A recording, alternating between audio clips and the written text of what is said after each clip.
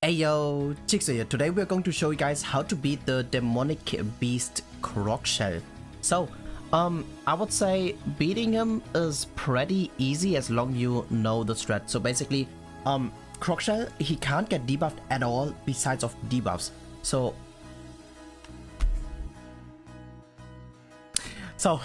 he can't get debuffed at all besides of ignite stacks. So basically, this is going to be the normal team, the standard team I'm going to use.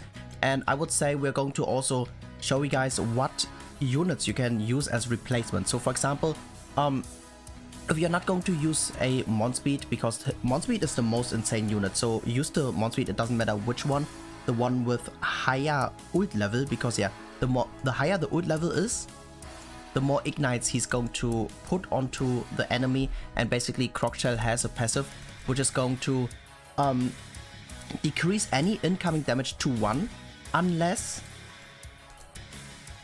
he has a decent amount of ignite stacks. Then he's going to change his passive or change his art style, I don't know, change his skills.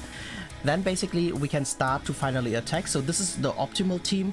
And I would say if you don't have, for example, Q, if you don't have, for example, Monspeed, you can also use, you can sort your units after skills. So I really like this. We can sort like this, and then we can choose some units. So I would say he's probably the best unit because yeah, he can just put, how many ignites? Here, I think in this one he can put, so in one of them he can put several ignites. I'm not 100% sure which one it is. So he's definitely a very good substitute. But yeah, and then basically just try to use other units which is going to put on an ignite. But yeah, those units are absolutely the best. The gear of the first team, it doesn't matter at all. So here we just put randomly some attack artifacts. Actually, tanky artifacts here are much better because, as I said, we're not going to deal any damage besides of later when something specific might happen. Too bad we can't really click on anything to show everyone's gear. So Kyo is on an HP build, but the other two, they don't even have your gear. So I think you can see by the stats they have random gear. It doesn't really matter at all. The only team which matters is this team. So Sadiel is not mandatory, but I would say T1 is very nice here, and also Green Gotha, and then you can use any other unit. Maybe even the Blue Jericho just to increase T1 stats. But yeah, it also kinda depends on how high your ult level is, but I really prefer to have Sadiel because yeah, Sadiel can actually help us to finish off something if you don't deal enough damage, for example, if you have lower ult on T1. So we are using ult gauge food because yeah, the reason for ult gauge food or also with Merlin is that we can just rush the ult of Monspeed in turn 1. Also something it probably is in the video, I said use Jericho with T1 and Green Gotha. Both are humans, so I feel like super Pepega now, but yeah, don't judge me, I just woke up, so my brain is still a bit lagging. So what we're going to do here is we're just going to move, and we can burn the card, and then we're good to go. So here, I would say the special case is not here yet, so we are going to show you guys another CROCKSHELL run as well, because I will explain, or I will show you guys how to prevent from getting ulted. Or actually I can explain it now. I'm kind of, oh my god, my brain, guys. So so sometimes he does have the ult and he's going to stun. When a unit is stunned, basically we can't change the team, so it takes more time. So if he does have the ult, you have to use the dissolve. If he doesn't have the ult, we don't have to use the dissolve, and now he has more than enough ignite stacks, and at the end of the turn he's gonna transform. And when he's going to transform, basically he can finally take more damage than one per hit. And yeah, so here as you can see he's going to transform, very easy. And now we can just click on the bottom left to switch our teams. We are going to rank up our T1. So we're going to rank up our T1, and yeah. So I personally just use Sadiel because my T1 is strong enough to kill, but you can also use, for example, a unit who's going to buff attack, for example, the Elaine. If you don't have Elaine, you can also use Hellbrom because yeah, then I think those are the only buffers we can use. I think Margaret would be working as well. Like Margaret increasing the damage should be totally fine. So here we have a rank up, but we don't even need to rank up, guys. So we can just do this, we get the ult, and we can just burn this card. So the 2 T1 cards, they should kill. And also the Link is the Demon Melee. I think we can't even crit here, I'm not 100% sure. So that's why Demon Melee Link is better than Merlin anyways. And because we have Merlin, we have the green Merlin in the team, we can't use her anyways. So now we're just going to use the ult. And yeah, then we are good to go. So this video is going to be much shorter than I expected. But I really hope it's going to be helpful for you. And yeah, this time we're going to show you guys without Q, and we are also going to show you guys without Sadia. So I'm using Hellbrom because Hellbrom is more obtainable. There.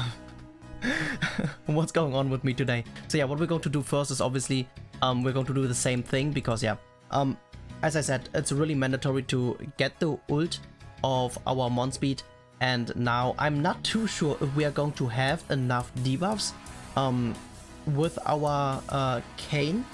The thing is, I don't even know which card is gonna be the one with more debuffs, so we will find out, okay? We're going to use the right side card first and then the left side card. Very cool that he doesn't have the ult yet. So we're going to use the right side card and then the left side card, and let's see which one is giving us more debuffs. One, okay. Okay, this is kind of weird. I honestly had more in mind, but yeah, is he even going to transform now? Because as I said, I'm not 100% sure what or how many debuffs are necessary. So right now we have, actually we have 9. Yeah, that's gonna be enough. So yeah, here as you can see, without Q it's fine as well, but with Q obviously it's a bit faster because yeah, with Q we don't even need to use a card to put the debuffs on. So here we're just going to do the same thing. We're just going to move and move, and it's 1. So the only thing I haven't really checked is, are we getting stripped? So if we are getting stripped, obviously we don't buff in this turn, so that we just try to kill. Because yeah, I think everyone should know, as long your gear is decent enough and you have the, by the way, oh yeah, those are going to be the artifacts we have. Oh, here. Those are going to be the artifacts we have, so we want to have the single target bonus damage. That's gonna be super helpful. So we're just going to buff up, we're gonna do this, we're gonna do this, and yeah. Let's say he's going to get stripped or something like that, just don't use the buff right away, but I haven't seen anything about him stripping or something like that. The damage increase isn't that much, probably because we don't crit, so probably a attack buff might be more helpful because yeah, attack buffs raw attacks. Okay, yeah, never mind, we're going to move to transition this way, so nothing is gonna happen. Yeah, either I would say either use attack buff or Margaret buff if you do have Margaret, so that might be much better. But yeah, that's basically, I knew it. I freaking knew it, guys. I freaking knew that we would get a freaking crash.